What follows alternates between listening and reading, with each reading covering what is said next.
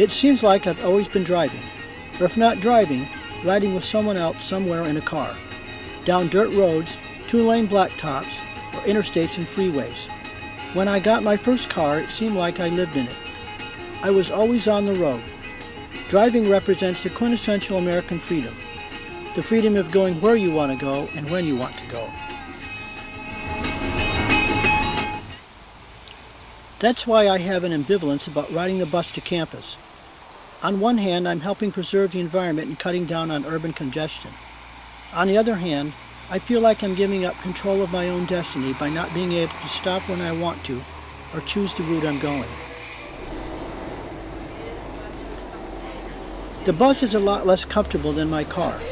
It's noisy, it sways, and sometimes it's hot. The problem with local buses, you don't really get to ride long enough to know anybody, so everybody stays eternal strangers. But the downtown run is like a movie itself.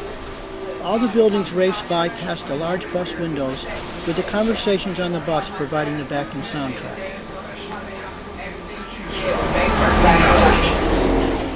We pull into the bus station. Bus stations are like worlds of their own. They're places apart, in between zones of liminality that people inhabit for a short time, but in the end they're either always coming or going.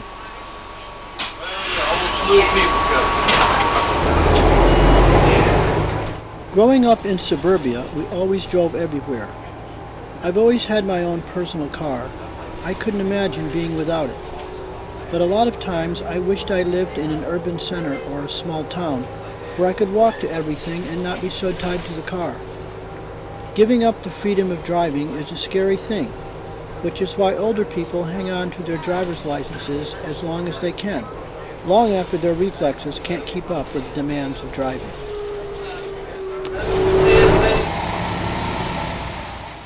Now it's time to reverse direction and ride the bus home.